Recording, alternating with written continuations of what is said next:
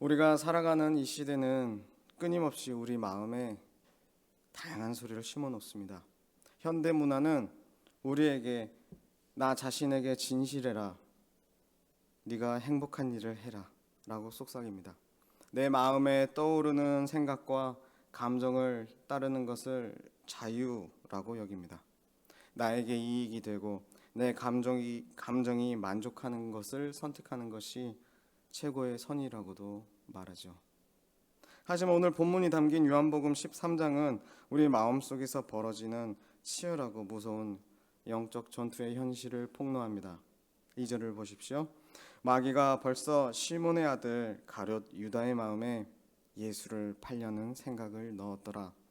성경은 우리의 마음이 진공 상태, 즉 비어있는 상태가 아니라고 말합니다. 내 안에서 떠오르는 생각이 모두 나의 진짜 생각이 아닐 수 있는 것이죠.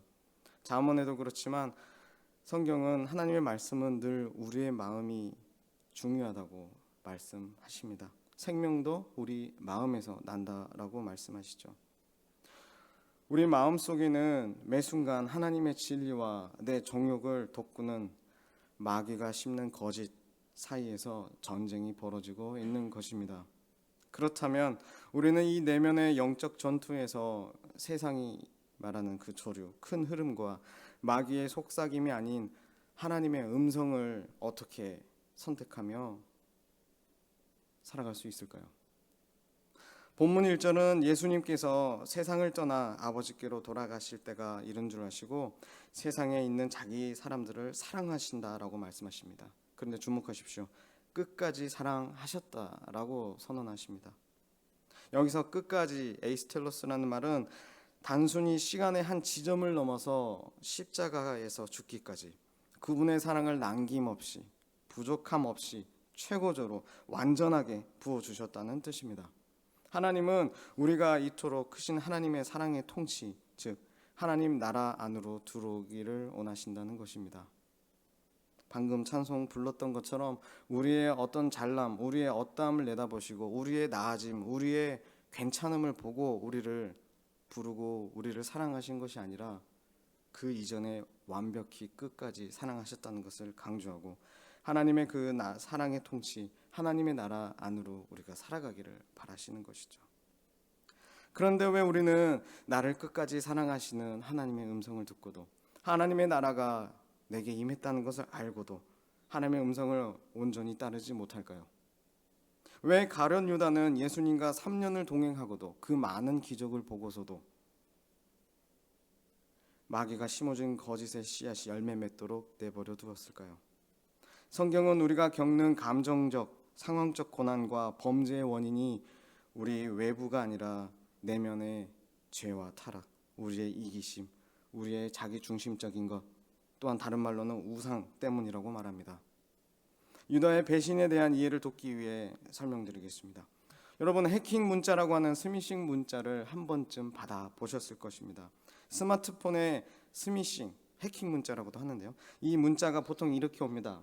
주식 종목에 대한 투자 정보가 있다. 지금이다.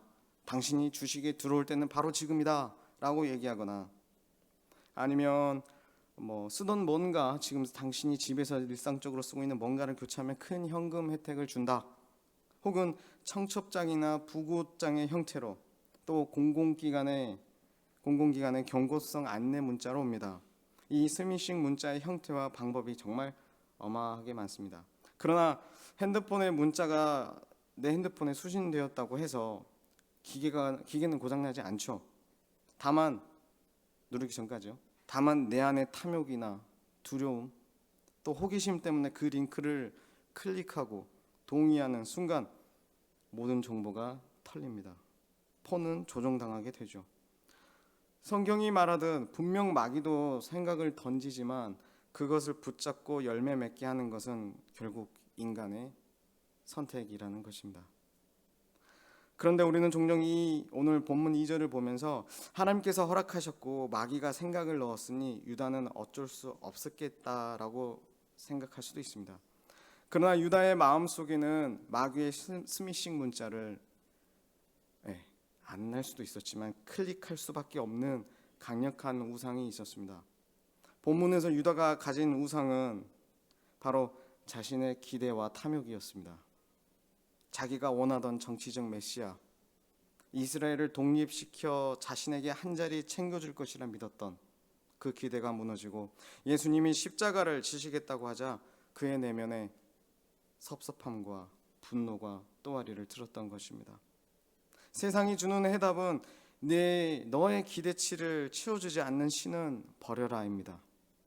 그 탐욕과 헛된 기대를 저버린 예수님, 그리고 그 예수님에 대한 섭섭함이라는 우상이 마귀의 거짓말과 만났을 때 예수님을 은 30에 팔아넘기는 배신의 열매를 유다는 맺게 되는 것입니다. 예수님은 몇 번이나 돌아올 기회를 주셨지만 유다는 은 30이라는 자신의 우상, 비틀어진 인생 차선책을 놓을 수 없었습니다. 그래서 자신을 향한 최선책 예수님을 놓게 되는 것이죠. 놓치게 되는 것입니다. 우리도 마찬가지입니다. 내 뜻대로 응답되지 않는 현실, 내 기대와 다른 하나님의 인도하심 앞에서 우리는 실망합니다. 그리고 마귀는 정확히 그 틈을 파고들어서 네가 원하는 것을 스스로 취해라 라는 생각을 넣습니다. 나를 끝까지 사랑하신 하나님의 성품과 능력, 나를 생각하시고 나를 위해 일하고 계시는 하나님을 잊어버리게 됩니다. 당장 지금의 문제와 상황 속에서 하나님의 선하신 계획을 신뢰하지 못하고 온 세상 다스리시고 통치하시는 하나님임을, 그 하나님이 내 아버지라는 것을 기억하지 못합니다.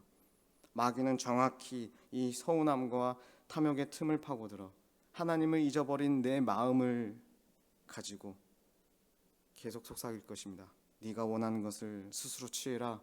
네 인생의 주인은 너다 라는 생각을 넣습니다.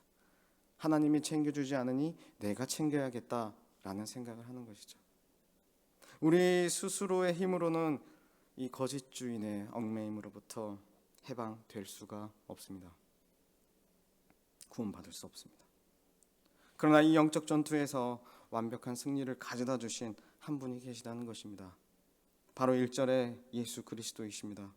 예수님은 가롯 유다가 자신을 배신할 것과 베드로가 부인할 것, 모든 제자가 도망칠 것을 아셨습니다. 그럼에도 불구하고 주님은 자기 사람들을 사랑하실 때 끝까지 사랑하셨습니다. 예수님은 우리가 받아야 할 징벌의 잔을 피하지 않으셨죠. 예수님이 받으셔야 할 징벌의 잔이 아니었습니다. 오늘 본문 말씀을 전투하는 장면, 영적 전쟁의 한 전투라고 생각해 보십시오. 우리 예수님도 기도로 싸우셨는데 예수님은 우리를 위해 죄와 사망의 권세에 맞서 싸우셨습니다. 마귀는 제자의 마음에 배신의 생각을 넣으며 승리하는 듯 착각했을지도 모르겠습니다. 그러나 예수님은 그 배신마저도 끌어안으시고 십자가로 향하셨습니다. 우리를 대신에 처벌을 받으시고 모든 죄값을 지불하셨죠. 악한 삶의 결과를 주님이 친히 십자가에서 지시고 우리의 선하고 그분의 선하고 완벽한 순종의 결과를 우리에게 거저 주시기 위해서 그러셨던 것입니다. 이 십자가의 대속만이 거짓된 우상에 속아 넘어가는 우리의 마음을 씻어낼 수 있습니다. 이 배신을 껴안는 십자가의 사랑만이 마귀의 거짓말을 이길 수 있습니다. 실패해서 낙심해서 우리를 일으킬 수 있습니다. 우리가 유혹당하고 시험에 들게 할 때 우리는 날마다 아침에 주님께서 가르쳐 주신 기도로 우리를 시험에 들게 하지 마시옵고라고 기도할 때, 이때 이렇게 가르쳐 주신 예수 그리스도께서, 우리 주님께서 어떠한 사랑으로 어떻게 끝까지 우리를 지키셨고 보호하셨고 사랑하셨는지를 기억해야 합니다. 그렇게 우리 마음에 십자가 복음을 새기고 마음으로 사랑으로 통치되는 하나님 나라를 사모할 때 우리 마음은 변하고 선택은 달라집니다. 사랑하는 성도 여러분, 옳은 곳을 선택하는 힘, 특히 하나님께 영적으로 더 가까워지고 닮아가는 선택은 내 의지나 결단에서 나오지 않습니다. 특별히 하나님은 어떠한 고난과 시험과 어떠한 내가 원치 않는 상황 속에서 우리를 특별히 빚어가고 계십니다. 다만 이때 내 스스로 내 안으로 파고들어 내 마음 안에 일어나는 영적 전쟁을 자세히 살펴야 합니다. 세상에 많은 자기 개발서가 너의 마음을 이렇게 다스려라, 인간관계에서 이렇게 지켜나가라, 또 이러한 사람은 손절해라, 이러한 사람은 이렇게 다루라 라고 많은 조언들이 있습니다.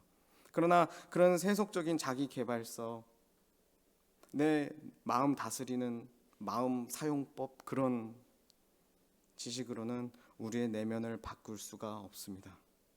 오직 주님이 나를 끝까지 사랑하셨다는 십자가의 복음이 내 마음에 더 크게 울려 퍼질 때 우리는 비로소 하나님이 주신 승리를 맛볼 수 있는 것입니다. 전 종종 내비게이션이 내가 아는 길이 아니라 엉뚱한 길로 안내할 때 말 못하는 기계한테 화를 냅니다. 야, 엄마 왜 이래? 정신 차려. 하지만 내비게이션은 앞에 사고와 정체를 모두 아는, 그렇죠? 다 정보를 인터넷에서 실시간으로 다운받아서 내비게이션은 저한테 안내해 주잖아요. 전체 경로와, 제가 가야 할 길의 전체 경로와 교통 흐름을 보고 있습니다. 물론 내비도 종종 실수하지만 하나님은 다르십니다. 하나님은 끝까지 보시고 완전하십니다. 우리의 기대와 달리 응답하시는 하나님께 실망할 때 나를 위해 아들까지 내어주신 분이 내 인생의 전체 지도를 보고 계심을 신뢰해야 합니다. 전 제 아내를 많이 사랑하고 신뢰합니다. 갑자기 뜬금없이. 근데 가끔 제가 아내가 하는 말에 아내가 뭐라 얘기할 때가 있을 거 아니에요? 잘 되라는 말을 의미해서. 근데 그 말이 제 마음을 몹시 흔들고, 혹은 아내도 가끔은 화나서 저한테 뭘 할 수 있잖아요. 근데 그 말이 저를 마구마구 흔들 때가 있습니다. 그 말에 완전히 매몰돼 가지고 제 아내가 한 말이 마치 하나님의 말씀인 양, 마치 나는 그런 사람이 하면서 막 실망하고 스스로 쑥 가라앉을 때가 있는 것이죠. 아니요, 아내는 아내일 뿐, 사랑하는 사람이긴 하지만 아내는 인간의 말을 할 뿐 하나님이 아니죠. 아무리 제가 사랑하고 신뢰하는 사람이라고 해도 하나님이 나를 바라보시는 그걸 가끔 놓칠 때도 있는 것이죠. 남편의 부족함을 말할 때 거기에 저는 너무 매몰되죠. 부족하면서도, 제가 부족한 자인 줄 알면서도 그런 얘기를 들으면 속상하고 너무 힘이 드는 것이죠. 한마디로 시험에 드는 것이죠. 그러나 하나님이 우리를 바라보시는 그 관점과, 또 아내가 속상해서 저한테 그 얘기를 했더라도 우리는 거기에 매몰될 필요가 없습니다. 물론 시정하겠습니다는 해야겠죠. 씩씩하게요. 하나님이 나를 사랑하시고 나를 정말 괜찮은 사람으로, 하나님이 보시기에 아름다운 사람으로 만들어갈 것을 내 스스로가 붙들고 있을 때 그런 마음으로, 그런 믿음으로 수종하겠습니다 하는 것이죠. 시작하겠습니다. 여러분, 다시 한번 우리는 우리를 이렇게 끝까지 사랑하시는 십자가의 복음을 내 자신에게 들려주어야 합니다. 내 기대가 꺾여 마음이 무너질 때, 마귀가 소우남이라는 우상을 자극할 때 이렇게 외치십시오. 내 뜻대로 되지 않아도 괜찮다. 지금 내 모습이 내가 바라고 내가 정말 이러고 살고 싶지 않았는데 이런 모습밖에 이르지 않았구나 해도 여러분 괜찮습니다. 하나님은 아들을 주시기까지 나를 끝까지 사랑하셨으며 나를 포기하시지 않고 나를 결코 버리시지 않으시는 하나님이십니다. 나아가 입술로 선포하십시오. 그리 아니하실지라도 감사하며 하나님은 선하시다, 찬양받기 합당하시다. 어떠한 상황과 어떠한 순간에도 말이죠. 이 복음과 믿음의 고백을 나에게 들려줄 때 하나님의 뜻대로 사는 선택에 대한 무거운 책임감이 나를 사랑하신 주님을 기쁘시게 하고 싶다는 기쁨의 선택으로 변화됩니다. 더 이상 억지로 순종하는 것이 아니라 끝까지 사랑하신 그분의 사랑에 감격하여서 주님의 음성을 따르게 되는 것이죠. 주님의 음성을 듣는 어떠한 특이한 방법과 통로는 없습니다. 이것이요, 우리를 사랑하시는 하나님께서 내게 말씀하시고 나는 그 음성 따라 살고 싶어하는 우리의 마음을 하나님은 아시고, 우리가 만약에 놓치고 못 듣는다면 말씀하시고 또 말씀하실 겁니다. 끝까지 사랑하시기 때문이죠. 우리는 이런 하나님을 믿고 믿음의 선택으로 오늘 하루를 하나님께 고백할 수 있습니다. 선택할 수 있습니다. 오늘 우리 모두가 이 십자가의 복음을 스스로에게 선포함으로 마귀의 거짓을 물리치고 주님의 음성을 즐거이 선택하는 복된 자녀로 살아가시기를 주님의 이름으로 축원합니다. 기도로 나아가시겠습니다.